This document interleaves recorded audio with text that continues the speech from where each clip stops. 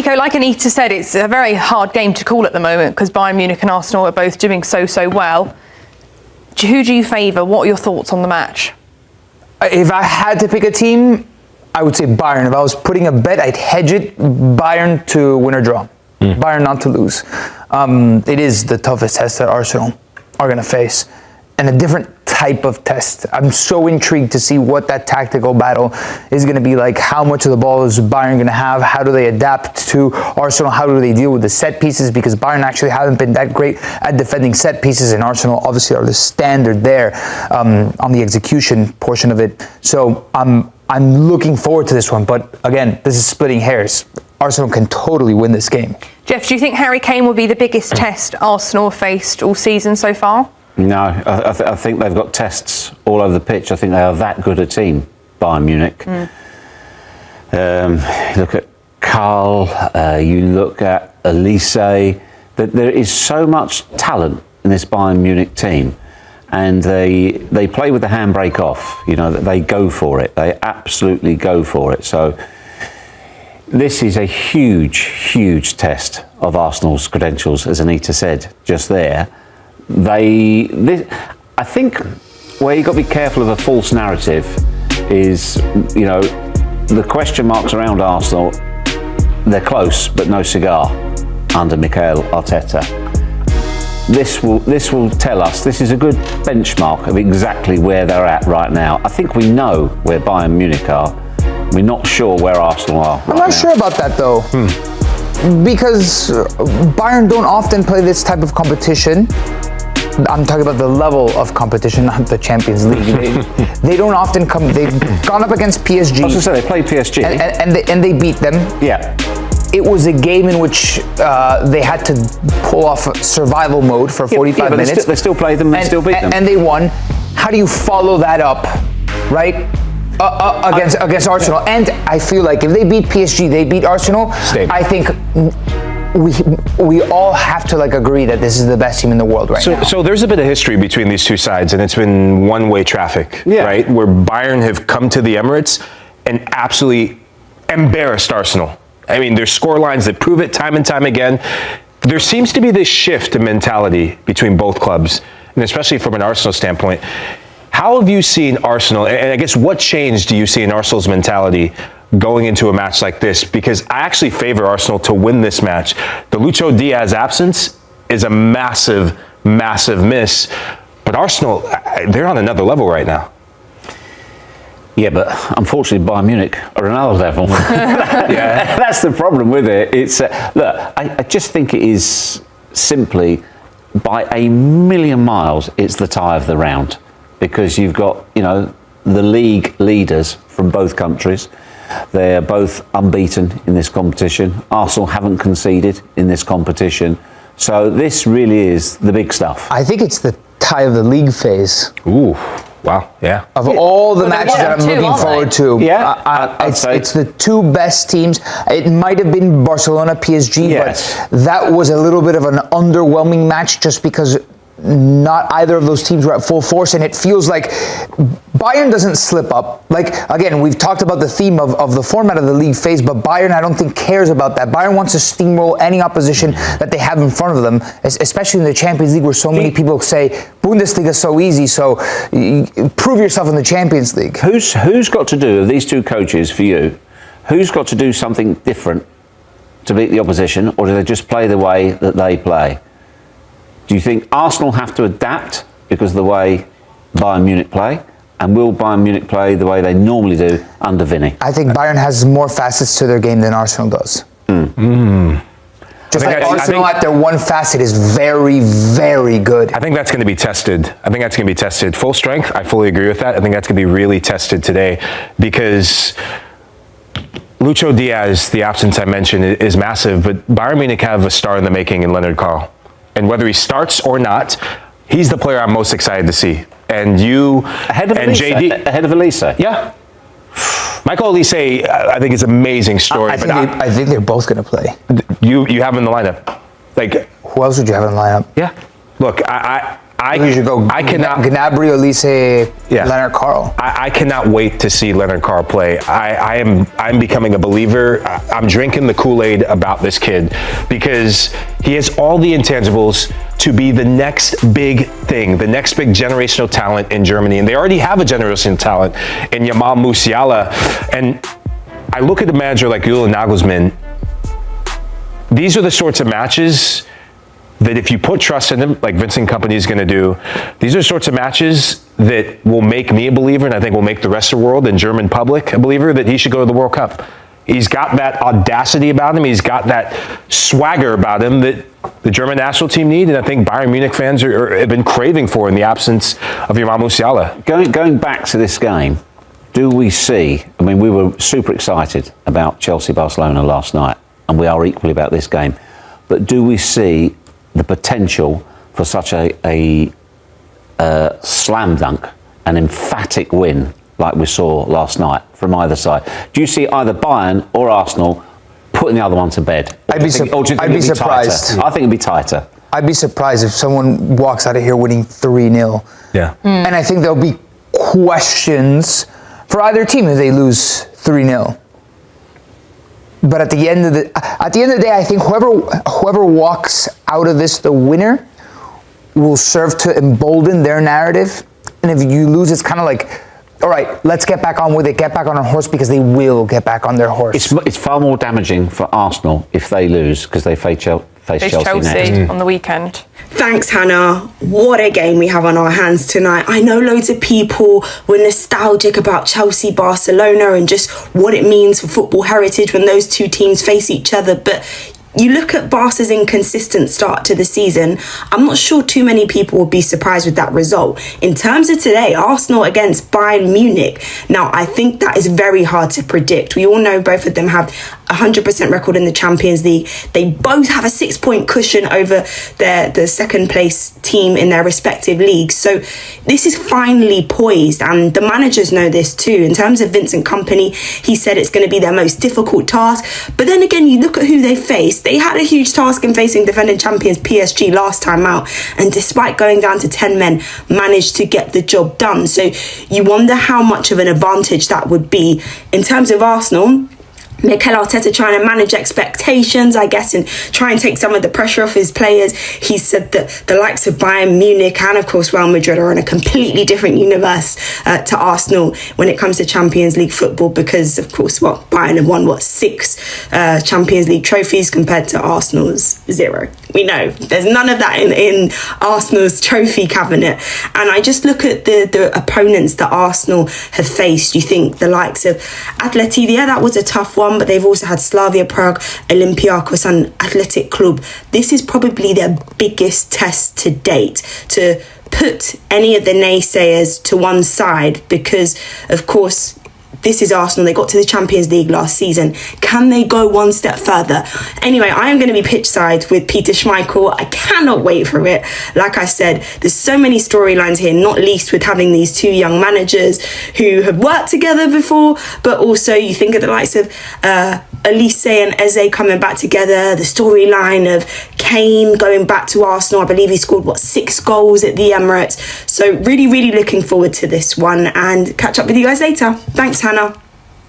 Rivals at the weekend, and Julian said you can still feel the energy around the place after that win. Can you still feel it?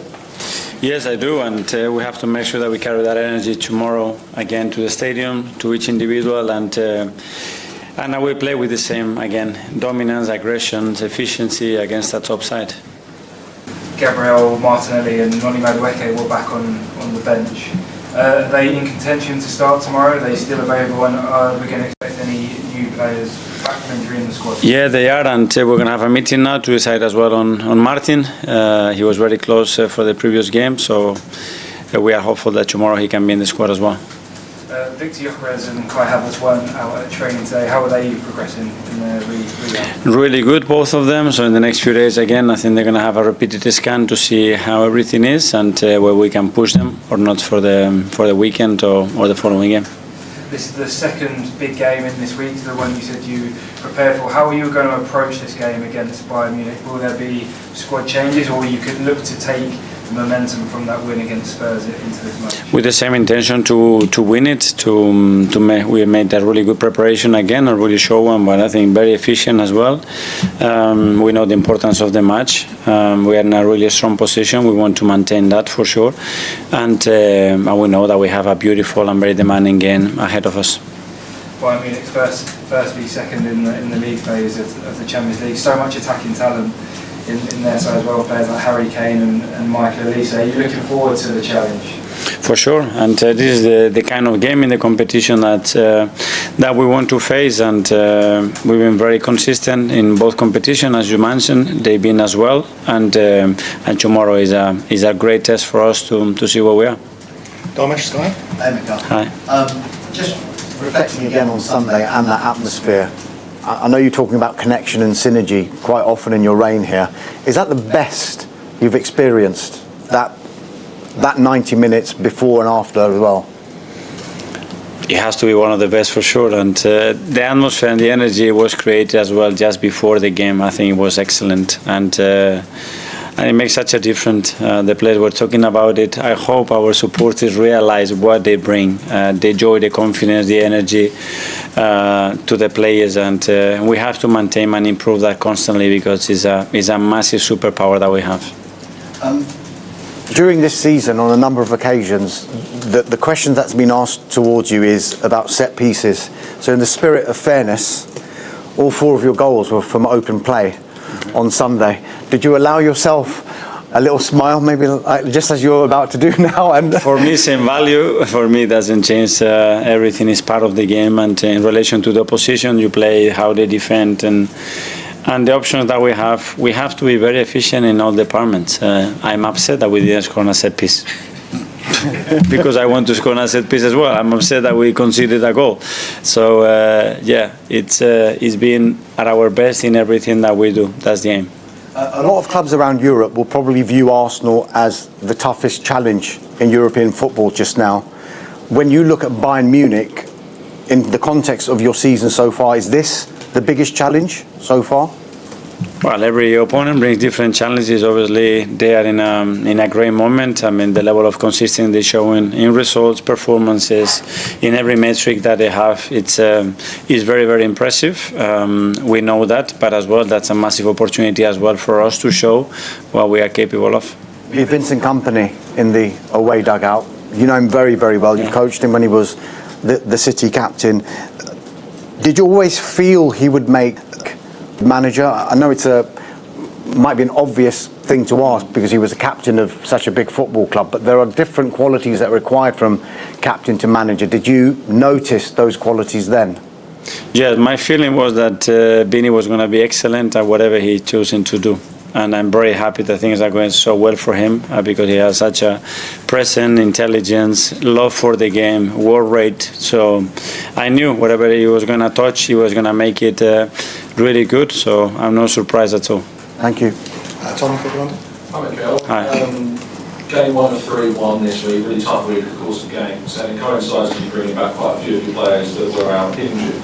Can you just talk about the extra challenge when you're reintegrating players in a week where the challenge is so high, the level is so high?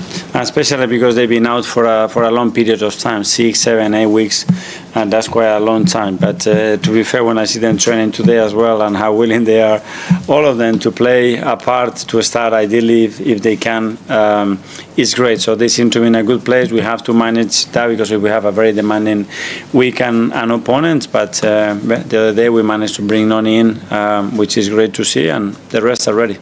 What is that challenge like when the players are so keen to come back from injury and there's that real energy that they want to get back onto that pitch, and how do you kind of temper and calm them to say, you know, we know what's right for you and we need to introduce you in the right way? Well, we have to look at the individuals, obviously, and make sure that they are ready if it's to start a game like this, and the second one as well for how long they can play. We need to be very mindful as well how many of those players we put on the pitch because most of them they're not going to be able to finish 90 minutes. So we need to be conscious about the subs that we need to use, how we're going to use it, the windows that we have in order to be very efficient with our decision making throughout the game, and we will plan in regards to that. Simon, Evening Standard. Mikel, you're going to have some big selection decisions now when you get these players back. an example being obviously Ebreche literally just scored a hat-trick in the position that Martin normally plays. How do you sort of see that battle, and is it something that you enjoy when you're going to have a decision between two players like that competing for the same position? I do, because the priority is for the team to be as efficient as possible and to win football matches as the priority number one. And then we're going to have to deal with those situations. Players are going to have to merit to play, and the higher the standards each individual puts in, the higher the level of the team is going to be. So we're going to have to live with that in a really positive way, because it's something extraordinary for the team. Is that the sort of message that you want from literally Raya and goal to whoever plays up front?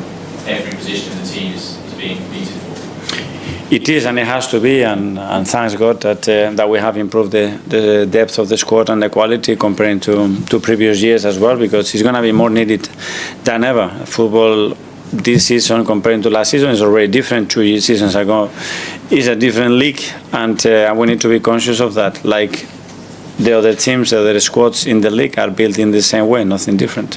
Harry, BBC Radio. Hi, Michael. Can I just ask you about Gabriel Heinze? Obviously, he's joined your staff, and from the outside looking in, he looks extremely passionate. Looks like he's got great energy. What would you say, from a technical aspect, he's brought to your coaching staff that I'm not saying you didn't have before? What about his specific qualities? Well, his experience, he's a winner. He's won in many clubs that he's been at. He had a very different education as well. Obviously, we know each other for 23 years. I'm very close of that. That brings something extra. But that level of passion, Gary probably shows us in a way, but Albert shows in a different way, or Molly, or Nico, or Iñaki, and everybody that is around. So it's great, because at the end, what I'm really happy is that we complement each other really well, and everybody brings a different insight, different character, different personality to the table, and that makes us a much better team. It makes me a much better coach as well, which is the intention, to have the best resources to give to the players. And it's great to see Gabriel Jesus back on the training pitch. We've all seen the videos online of him sort of putting the ball in the back of the net. Is there any idea when you think he'll be ready to be a part of the squad yet? Yeah. He's quite close, to be fair, and it's earlier than we expected. In the next few days, he's going to have another step to make with a game that we're going to organize for him. Mikel Arteta has made it clear that Arsenal will need to unleash their complete player against Bayern Munich. The Gunners host the German champions at the Emirates Stadium on Wednesday, and one man in particular could be decisive. Eberechi Eze, described as a very complete player by teammate Mikel Merino, is emerging as one of Arsenal's most dangerous weapons ahead of their Champions League clash with Bayern. The 27-year-old announced himself in North London with a stunning hat-trick in his first derby since arriving in a £67.5 million move from Crystal Palace. His 3 brilliant goals dismantled Tottenham, and truthfully, he could have scored even more. Merino believes every one of Arsenal's 8 summer signings has lifted the squad's level, helping the team build a 6-point lead at the top of the Premier League. But Wednesday's matchup is different. Bayern Munich, the reigning Bundesliga champions, represent the toughest test yet for Arteta's side. Speaking after the win over Spurs, Merino praised Eze's qualities and hinted at the impact he could have in such a high-stakes European battle. We've brought in a lot of players who can make a difference. But you can see that other teams have spent big as well, the Spain international said. Individual brilliance can win matches, sure, but in the end, it's the team that matters. If you have great players who don't connect, that's a problem. The good thing about this group is that everyone thinks about the team first. When asked about Eze specifically, Merino didn't hesitate. I think he's incredibly complete. He can dribble, he can pass, and his technical quality is outstanding. In Spain, we always talk about players who can connect with others. He has that naturally. He grew up with that instinct to link play, move the ball, and build relationships on the pitch. He also has the mindset to get involved, demand the ball, and influence the game. At the same time, he's strong, he can take players on, and he can finish. He's a truly complete signing. Merino also touched on how the modern game often reduces players to simple numbers. These days everyone judges players by goals and assists, that's just how it is. But as footballers, we see the deeper qualities he brings, the technique, the movement, the intelligence. Even in training, you can tell immediately how special he is. Yes, he's scoring goals, but he's much more than that. He's an exceptional player, and we're incredibly lucky to have him. He can play in several positions and adapt to different systems. He's been a huge addition for Arsenal. Beyond the technical qualities, Mourinho believes Iza's attitude, and the healthy competition within the squad, will be crucial in Arsenal's title push. You can hear the calm in Eberechi's voice and see it in the way he carries himself. He's confident, grounded, and every morning we sit together in the sauna at the training ground and talk about everything, he added with a smile. He's a great guy, already fully integrated, and we need players like him. Competition is fierce. There's so much quality in this squad. That's exactly what the manager wanted, as many top players as possible, all ready to play. It makes his decisions tough, choosing who starts and who doesn't, but it also pushes every one of us to give our best in every session. And that's why we're improving as a team. As Arsenal prepare for Bayern's arrival, Arteta is facing one of the most delicate balancing acts of the season. The squad is healthy, competition is fierce, and expectations have never been higher. But behind the scenes, there is a growing sense that Iza's versatility and calm presence may be essential against a Bayern side known for controlling the tempo in big European nights. Arteta himself has hinted at Iza's importance without naming him directly. After the Tottenham victory, the manager spoke about the need for players who can break pressure, dictate rhythm, and stay composed when the game becomes chaotic. Those inside the club believe those comments were aimed at Iza as much as anyone. The coaching staff has been particularly impressed by how quickly he has adapted to Arsenal's positional play structure, a system that demands far more tactical discipline than what he was used to at Crystal Palace. Analysts at the club point to his growing influence not only in the final third, but also in build-up phases, where his ability to glide past pressure could help Arsenal bypass Bayern's aggressive midfield line. There is also an awareness that Bayern's fullbacks tend to push high, leaving spaces between the lines.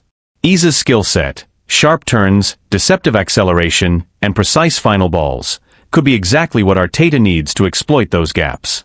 Outside the club, pundits have already started circling Wednesday's match as a defining moment for the £67.5 million signing. Some believe that if Iza can impose himself on a Champions League quarter-final against Bayern Munich, it will confirm his arrival among Europe's elite creative players. Former players have echoed that sentiment. Several ex-Arsenal figures, speaking on television over the weekend, highlighted the need for someone who can change the temperature of the match with a moment of calm or an unexpected burst of creativity. Iza, they argued, is one of the few in the squad capable of both. Meanwhile, Bayern Munich come into the match with their own confidence. Their midfield trio has been one of the most dominant in Europe this season, and they have shown a repeated ability to suffocate opponents early. That dynamic is precisely why Arteta may lean on Iza's composure. When the game tightens, Arsenal will need a player capable of slowing it down, protecting the ball, and finding solutions in tight spaces. Within Arsenal's dressing room, Mourinho's praise reflects a broader consensus. Senior players have reportedly been struck by Iza's humility and work ethic, qualities that have helped him integrate seamlessly into a squad that already had strong internal chemistry. Staff members describe him as someone who never forces the game, and lets the match come to him, characteristics that could prove invaluable in a high-tension Champions League tie. As kickoff approaches, the narrative surrounding the match has shifted.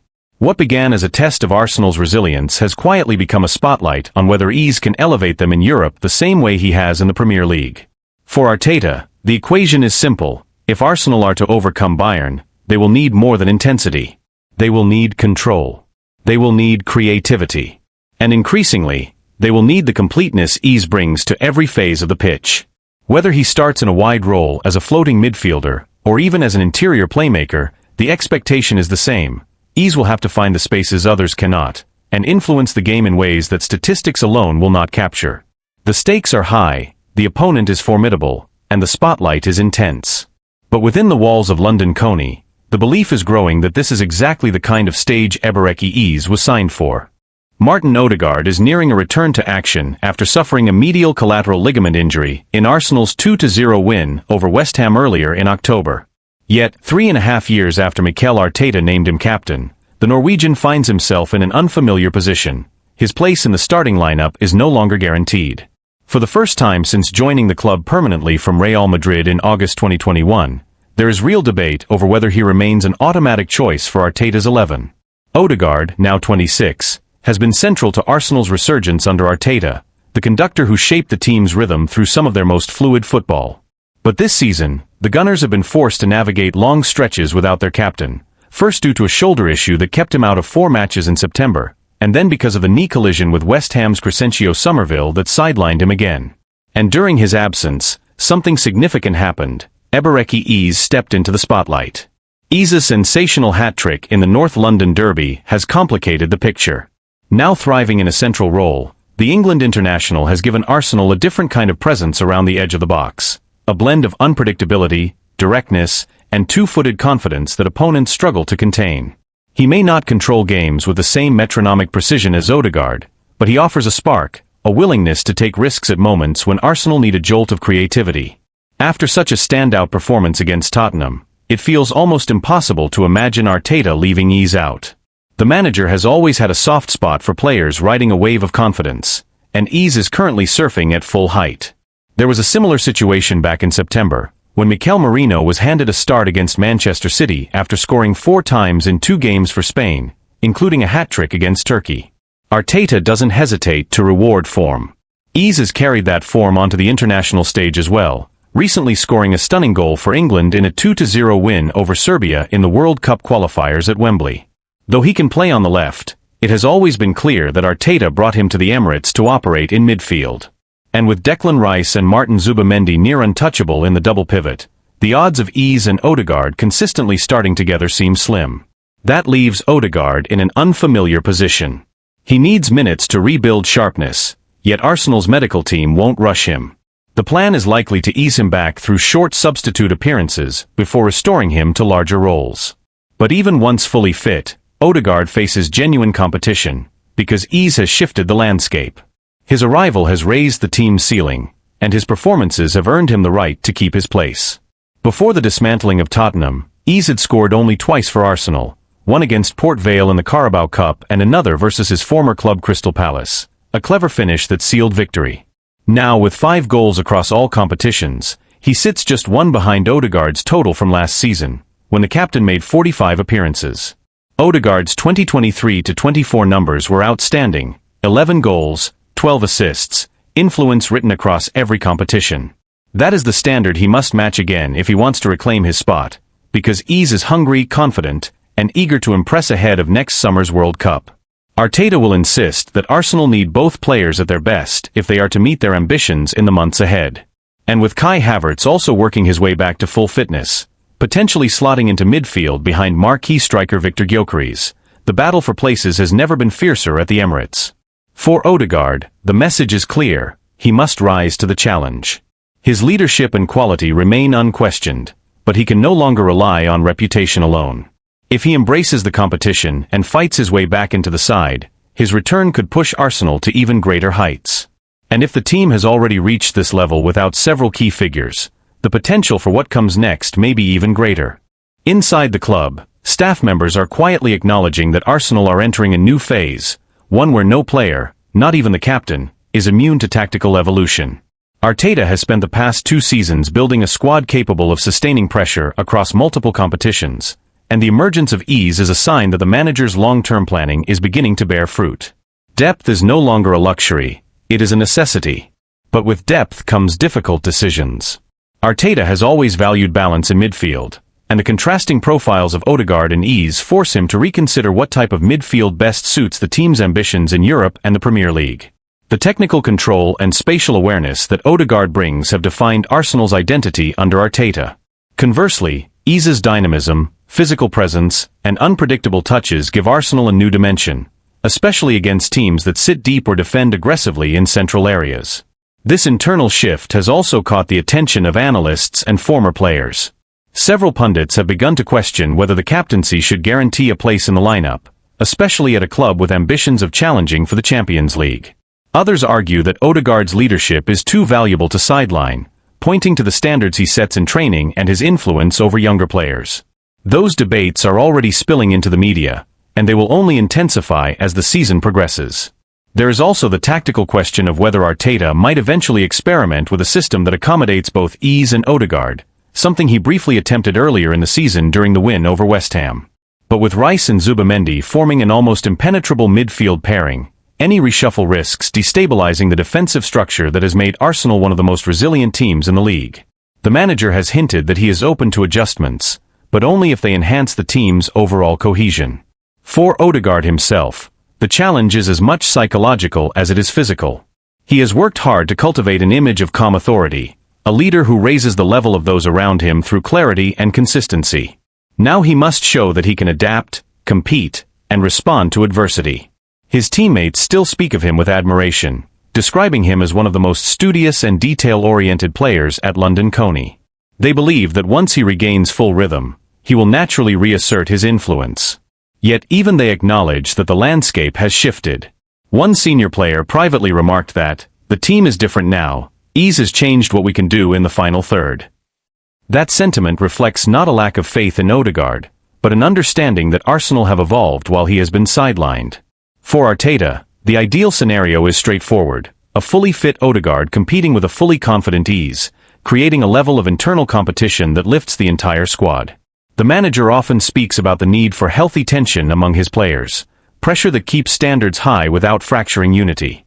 The arrival of Victor Gyökeres, combined with the recovery of Havertz, only amplifies that dynamic.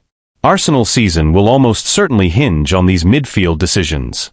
With Champions League knockout matches approaching and the Premier League title race tightening, Arteta must decide not only who starts, but what kind of identity he wants his team to carry into the defining months of the campaign. The next few weeks will reveal whether Odegaard's return sparks a resurgence or a battle for relevance. If he manages to reclaim his place, it could serve as a reminder of why Arteta trusted him with the armband in the first place. If he struggles, it will underline how rapidly Arsenal are progressing, and how little room there is for sentiment at the highest level. Either way, the captain's response will shape not just his future, but the trajectory of a team that believes it is on the brink of something significant.